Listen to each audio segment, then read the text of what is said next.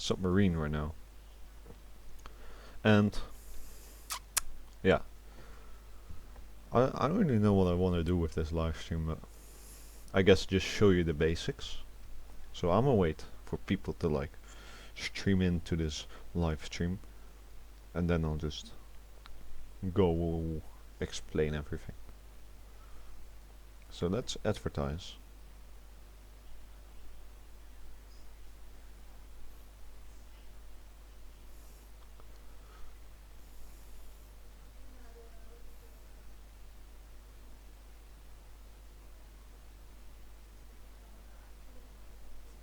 So yeah, I'm just fucking advertising it to random people. Friends, of course. Of course, friends.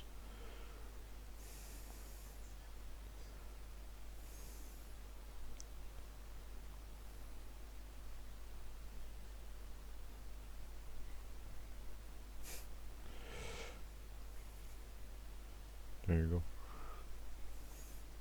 So, I see we have one viewer, which is obviously fucking epic. So let me turn this down really quick. So, when you make a submarine, or when you start with it, so I'm gonna just do a example over here, because I already did that for you. What you want to make sure is you either want to make sure you're using lockers, since lockers are human sized, or you want to make sure you use a door, because doors are one size of a floor, of the size of a basic floor. So you just basically do this, and then you do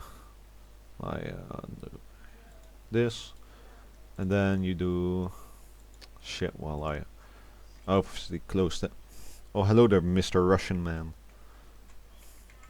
So what you want to do when making a sub, like I said, is you want to make sure you use doors, because doors are the size of a normal floor. So now you have 2 floors, and when you have 2 floors, you want to make sure you, if you only want to have 2 floors, or if you only want to have 3 floors, you want to make sure you put shell on top of the floor and on the bottom. So let me show you. Do it like this. So 1 year, and 1 year. And then what you basically can do is you can extend the floor, or the shells in this case. And you do it like this, and then you can use the shells that are in this list over here to make the back of the sub, like I did. So you can make submarines in the form like this. This one was really just a random form of a submarine, because I was just playing around. But it's not that hard actually to make a form. You just gotta have something in your mind, you know. So I basically wanted to kind of make something that was like my last submarine. So that's the underwater Inator. I can show you it really quick. Let's remove this. Let's save this. And let's go to the underwater Inator. As you can see, it's kinda like the underwater Inator, but I think now that as a big sub it looks better than the underwater Inator, because it's bigger, it's gonna have more cannons, and I personally think that this sub is a bit underprotected, if you get what I mean. Like, there's no cannons here. I mean, there's a cannon here and it can aim down there, but you know, it's just something. When you make mods, or when you make stuff, you just gonna watch that stuff, you know. I'm gonna just do a sneaky key this, and boom.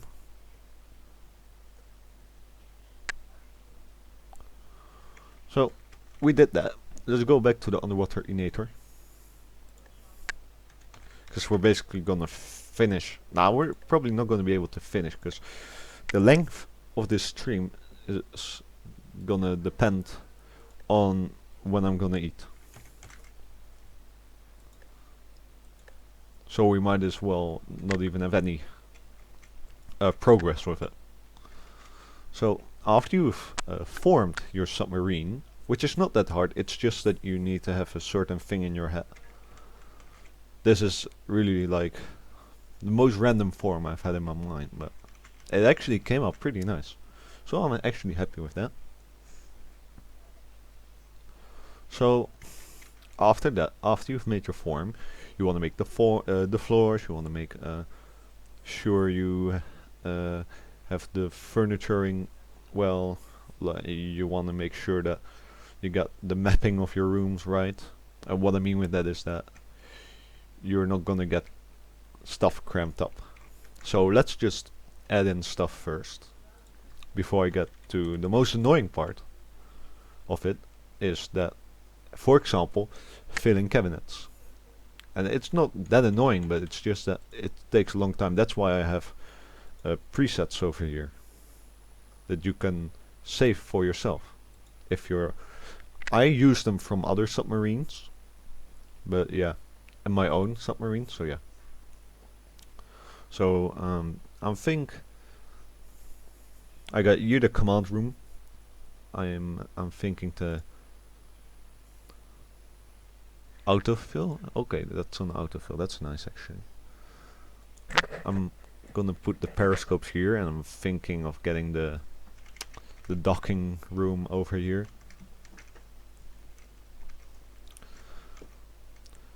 So yeah, that's gonna be a bit of a tough one. Gonna have to separate this shell. So see, that's why it's, you also always have to, you know, kind of think things out, because you can't just put random shit, otherwise shit is gonna look bad. Paste.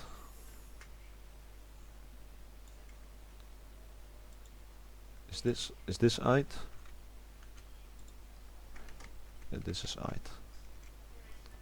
I'm thinking of putting the thing there, but I'm not sure yet. But let me put a hatch here first. Let's go to materials, or I think all. Hatch.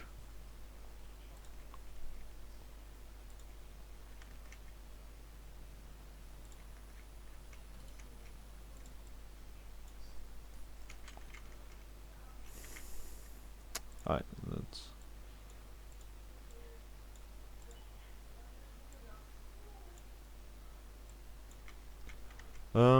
yeah.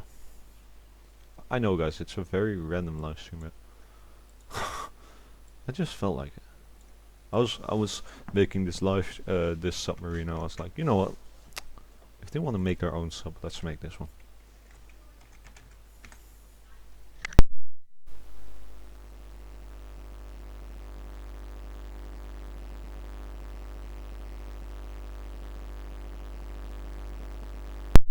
Always want to make sure you put platforms there, cause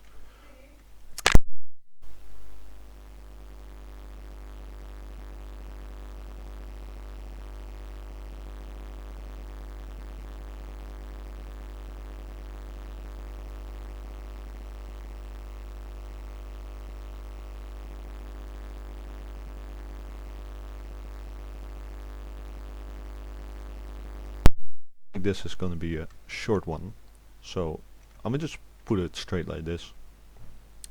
The next part, after you put all the stuff in the rooms, you're going to have to go wiring. Oh yeah, and backgrounds, but backgrounds is not that hard. I suggest you put black backgrounds over here, and you make the backgrounds black by doing this back wall, and then you take this one. That's one I suggest the most. And then you change the colors to 0, 0, 0, and then it will be black. Because if you do the other one also 0, it's gonna get transparent, so you don't want to do that. So after you've done the furnituring of the sub, after you've done the back walls, you're going to do the power. So you're gonna need supercapacitors for the cannons, and you're gonna need batteries to power the supercapacitors. Wait, is that even connected to it? Let me check really quick before I'm talking straight bullshit. No, it's not. So, never mind. The supercapacitors are actually connected to the junction boxes, and the junction boxes are connected to the batteries. So, it doesn't really matter, I think, how you lay it out, but just make sure if you have a layout like this, that you have 2 wires from the first junction box to both batteries, and then you got 1 wire from this to the other one. Wait, hold up. Wait, never mind, it doesn't even matter. So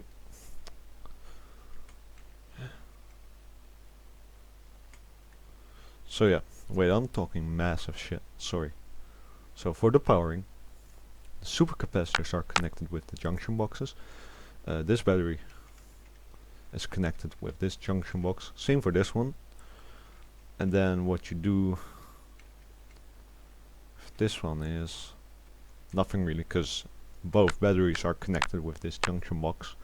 But if you want to, I don't think you have to, but if you want to, you can use the relay component, and you connect both batteries with the relay component. And to power the relay component, you need to put the power out wire to a junction box. But what the relay component is for is that if you connect it with the navigation terminal or navigation computer, is that when the power is out, you have backup power.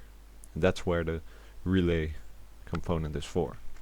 At least what got explained to me. Well, after you've done all that, you notice that not everything is white yet in the junction boxes. But what you do then is you just slither it through like this, or you do it like this. You can do it like this, or you can do it like this. Doesn't really matter. Just make sure every junction box is powered. Then after that, you make sure the nuclear reactor has power. Then you just put the power out to a junction box, and if you want, you can put a blue wire to the navigation terminal, but you don't have to, because the blue wire from shutdown is only to shut the reactor manually down. You don't have to, which is a nice thing. And this one goes to single 1 or 2 or 3, so it doesn't really matter where you put it. And Habbo is still open, sorry for that. Then power from the engine goes to the junction boxes, and set force, if you put a wire on that, goes to velocity X out. Well, after that, after you wire this whole part, so just the important things, you can do these 2 terminals. Powering goes to junction box, and this one has only 1, really necessary one, also goes to the junction boxes, and this one goes to the junction boxes, and this one goes to the junction boxes. Cannons are supposed to go to this, and you connect the cannons itself with the periscopes, which is not that hard. Each cannon has like position in and trigger in, then you connect them with the trigger out and position out of the periscope. To actually make the thing work with your terminal, the pumps work with your terminal, so you have actual buoyancy, so you can move around. You have to connect the set target level to velocity Y out. You have to do that with both of the ballast pumps. And yeah, that's it basically. And then if you've done all that, so all the important stuff, the cannons and the pumps, the engine, the reactor, the whole wiring of the junction boxen, after you've done that, you can just do all the other stuff. So the large steel, the medical fabricator, the normal fabricator, the deconstructor, basically everything, lamps and that sort of stuff. Oh yeah, and if you put down a docking hatch, doesn't matter what type of docking, no, it does matter actually, but docking hatch, you want to do a automatic one. So you need to wire it. It may be automatic, but you need to wire it. Oh, sorry, that is not wiring, that is waypoints, which is also very important. But I'll get on to that a bit later. Toggle docking goes to two places. It goes to the signal in of this end component, and it goes to the other signal in of that end component. So after you've done all that, the lights work, everything works, then your sub is basically done. And I'm sorry that I can't really show it to you, but I'm kind of short on time, and maybe I'll do an actual tutorial of it, maybe make a bit of a series on it, since you know, you gotta make it. So yeah, I think this is where I'm gonna stop the live stream. It's or no, not yet. What else do I want to show? Also, make sure if you place cannons, if you have placed cannons, make sure that when you place the ammo holders of those things, so let me see where it is. Here, weaponry, for example. If you've placed these things, make sure you press each one of those things. You hold space, and then you press one of those cannons. Because when you do that, you link them, and that way you can actually use the ammo that you've put in there. So yeah, that's all I wanted. That's the only thing I wanted to say. You can also have depth charges, and that is this stuff. Let me search for you. You can have a tube. I'm putting a tube here because I just want one. And you can have different ones. You can have a depth charge, which is, I think, an explosive one. Yeah. You have a decoy shell, which will make a loud acoustic noise. So there's no attention to your sub. It says it there. And you have also a nuclear one. But I have never tried those two. I mean, I can imagine what a depth charge is, but I've only used nuclear ones. So yeah, that's pretty interesting. Have I missed something else? Not that I know.